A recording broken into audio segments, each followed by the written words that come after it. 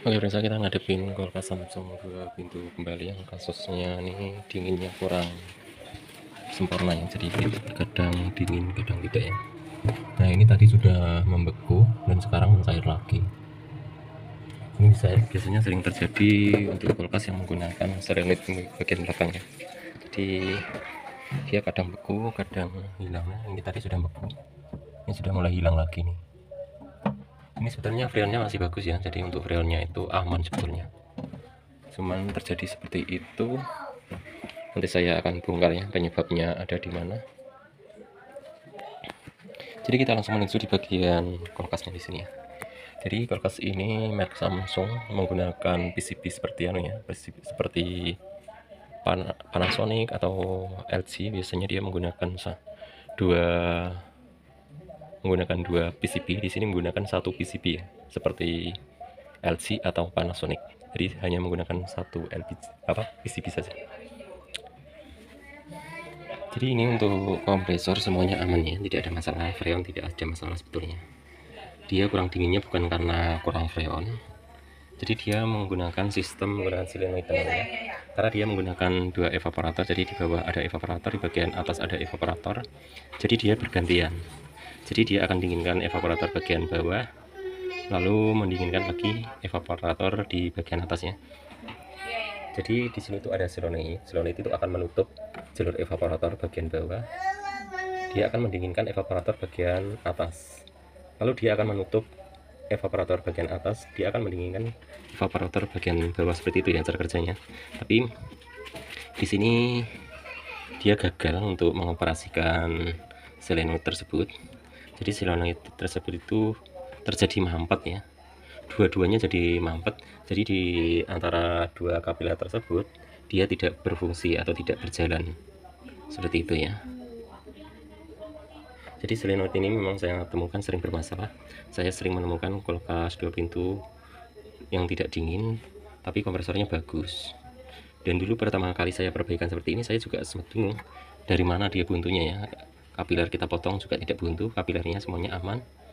Ternyata kita potong dari sini, ternyata yang dari sini tidak keluar angin ya, tidak keluar sama angin sama sekali. Jadi itu disebabkan dia buntu di bagian sini ya, selonetnya di sini. Jadi dia tidak bisa keluar ke atas atau ke bawah, ke evaporator bawah atau ke evaporator atas, seperti itu ya. Nah, ini menggunakan dua kapiler ya. Jadi satu kapiler dia akan menuju di bagian evaporator bawah di sini, akan menuju di evaporator bawah, maka dia akan dinginkan bagian bawah ya. Ini dia mendinginkan bagian bawah. Biasanya kalau dia bagian bawah dingin, yang bagian atas stop ya, bagian atas pasti cair. Nanti kalau bagian atas dingin, bagian bawah itu mencair, seperti itu ya. Nah, di sini mencair. Jadi yang terjadi di sini bukannya dia mendinginkan atas bawah, tapi atas bawah tidak dingin, dikarenakan dua kapiler tersebut tidak berfungsi ya, atau tidak mengalir. Jadi bagaimana cara langkah-langkah untuk mengatasinya ya? Jadi cara simpelnya saja ya, kalau saya membuat tutorial itu cara simpelnya saja. Masalahnya kalau kita mau ganti ini, belinya di mana ya? Belinya di mana? Juga kalau kita beli online juga lama. Karena untuk pemilik kulkas tersebut maunya langsung selesai di tempat ya. Jadi tidak nunggu nanti-nanti karena kulkas keadaan dipakai, seperti itu ya. Jadi langkah selanjutnya yang kita lakukan, kita akan potong saja ini. Kita potong, ini kita potong semuanya 3 ini. Nanti kita jadikan satu ya. Nanti dia tidak bergantian dinginnya, dia langsung dingin bersamaan.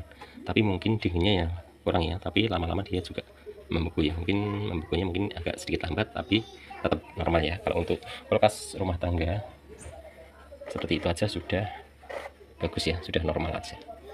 Karena bukan untuk produksi ya, jadi untuk mendinginkan makanan saja. Oke, langsung kita lakukan eksekusi. Oke, bersama untuk bagian di sini sudah kita buka ya. Jika ada angin yang keluar, sekarang kita akan buktikan ya. Kita buka dulu nih. Kalau ini kita buka di sini tidak ada angin, artinya anginnya itu terkumpul di sini ya, di filter di sini. Di sini saya akan coba buka dua kapiler di sini. Nanti di mana dia yang buntu, di sini atau di sini. Kalau misalnya di sini nanti keluar angin, berarti yang buntu di sini. Misalnya di sini nanti nggak keluar angin, berarti ya bisa jadi dua-duanya buntu ya. Nanti setelah kita bisa buka di sini, misalnya nggak ada keluar angin sama sekali, coba kita buka di sini nanti keluar angin atau tidak. Dan sekarang coba kita buka di sini. Keluar ya. Oke. di sini. Nah, sini nggak keluar gitu. Jadi dia benar dia ada bumbu di sini. Sekarang ini kita potong juga. Nah. Jadi di sini sudah kita buka tadi, jika tidak ada keluar angin. Jadi angin semuanya ngumpul di sini, artinya dia ada buntu di bagian kapiler di sini. Oke, selanjutnya kita lakukan penanganan. Jadi sini mau saya akan tambahkan sabang ya. Di sini kita tambahkan sabang. Oke, sekarang kita review untuk pekerjaan akhir ya. Dan ini sekarang untuk ampernya ini 1,1 normal ya, atau 1,2 atau 0,9 normal. Jadi untuk pengisiannya di sini 0, nggak ada 1 PSI, nggak ada. Kita pegang di sini untuk filter hangat ya. Dan untuk cabangnya seperti ini.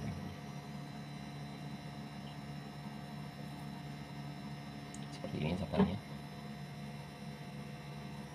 Jadi ini karena sistem kerjanya bersamaan teman-teman. Jadi apabila di atas dingin juga bawah dingin. Nah ini ya. Ini sudah mulai merambat ke bawah. Jadi sistem kerjanya ini sudah tidak bergantian lagi. Jadi dia sama-sama dingin di antara atas dan bawah. Sudah saya filter ya. Dan ini sudah dingin bagian bawahnya.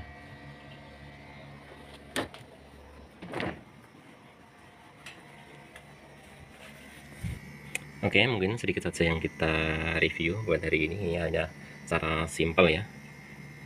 Dan nanti untuk hari-hari berikutnya misalnya ada problem,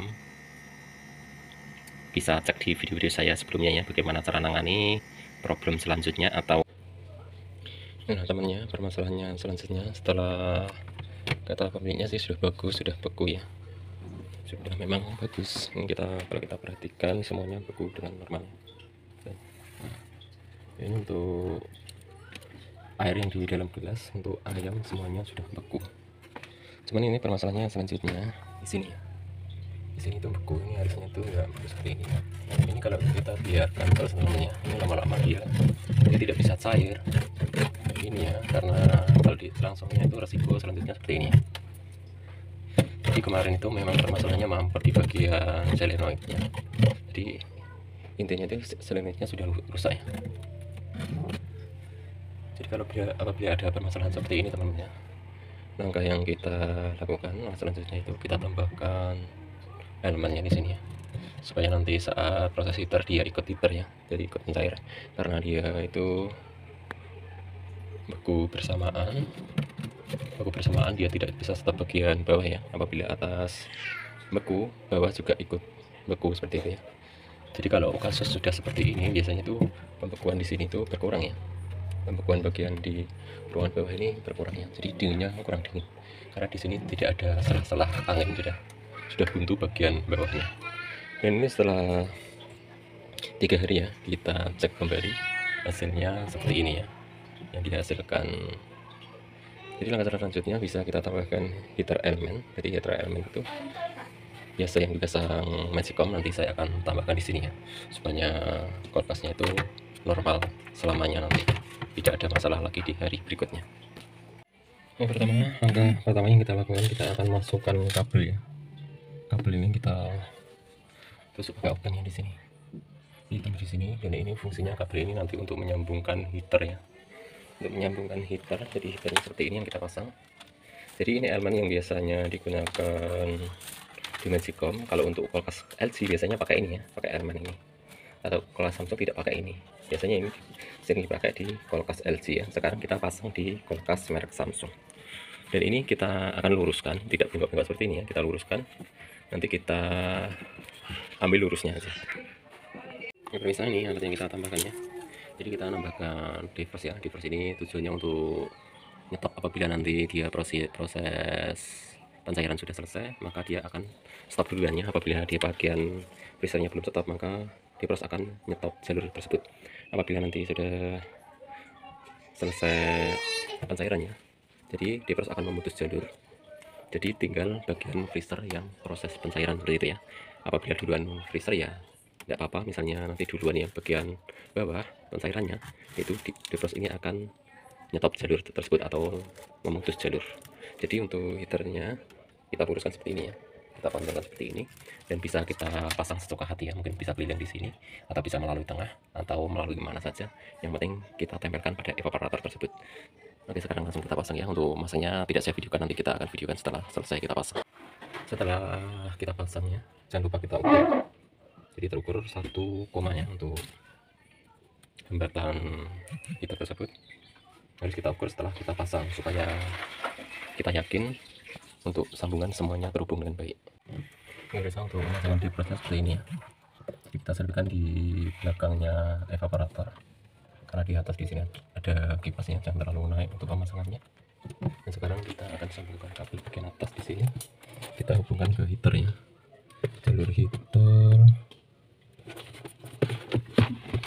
Kita lepas dulu supaya dimakan kipasnya. Di sini untuk jalur heaternya ya, kita telusuri saja yang nyambung ke bawah ini jalur heater, dan kabel warna coklatnya, warna coklat di sini adalah jalur heater ya. Jadi bisa kita sambungkan di sini, heaternya di sini. Kita sambung di sini kabelnya, kabel ke sini, langsung saja kita tarik ke atas seperti ini. Jadi kita potong di sini, kita sambungkan ke heaternya.